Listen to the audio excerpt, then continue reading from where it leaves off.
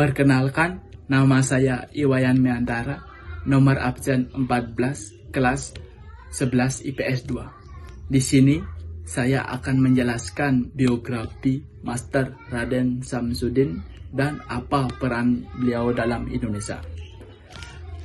Master Raden Samsudin adalah wali kota Sukabumi pertama. Beliau juga ketua gerakan 3A, anggota BPUPKI, Wakil Perdana Menteri 1 pada Kabinet Amir Syarifuddin II, dan juga Menteri Penerangan.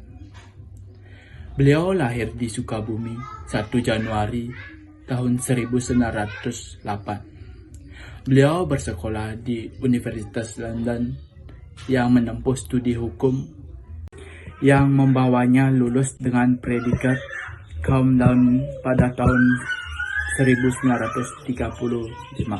Sebelum beliau turun dalam pergerakan Indonesia, beliau pernah menjadi wakil kota Bogor pada tahun 1940 dan juga menjadi Dewan Rakyat di bawah pemerintahan kolonial Belanda.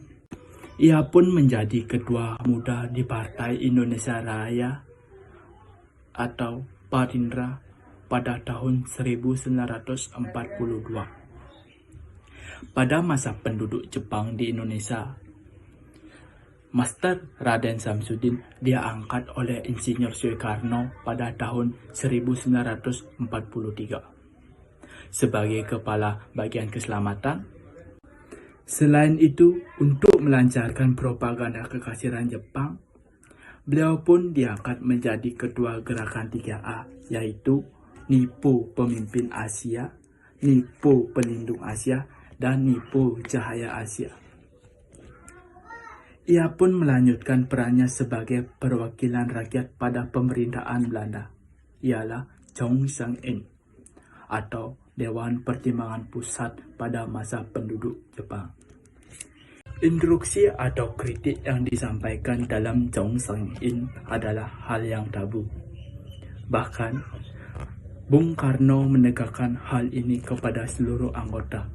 Namun, Master Raden Samsudin kemudian menjadi orang pertama atau satu-satunya yang menyampaikan kritik pedas pada sidang 30 Januari sampai 3 Februari tahun 1943. Menjelang kemerdekaan Indonesia, Master Raden Samsudin kemudian kembali melakukan pergerakan nasional. Pada tanggal 2 Mei 1945, beliau diangkat sebagai anggota BPUPKI. Kemampuannya dalam berdiplomasi dan berpolitik, Master Raden Samsudin diangkat sebagai Wakil Perdana Menteri atau Kabinet Amir Syarifuddin II. Ia kemudian diangkat kembali sebagai Menteri Penerangan pada Kabinet Hatta II. Kembalinya Muhammad Hatta yang diculik pada masa agresi militer Belanda II hingga akhirnya jabatan dalam pemerintahan yang terakhir dijabat olehnya adalah Duta Besar Luar Biasa.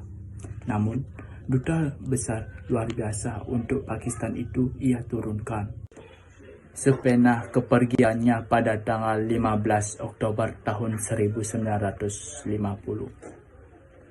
Alasan saya memilih tokoh ini adalah Master Raden Samsudin merupakan seseorang yang sangat pemberani karena ia menjadi orang pertama dan satu-satunya yang menyampaikan kritik pedas pada sidang 30 Januari sampai 3 Februari tahun 1943. Sekian dari saya. Apabila ada kata yang salah, saya mohon maaf. Terima kasih.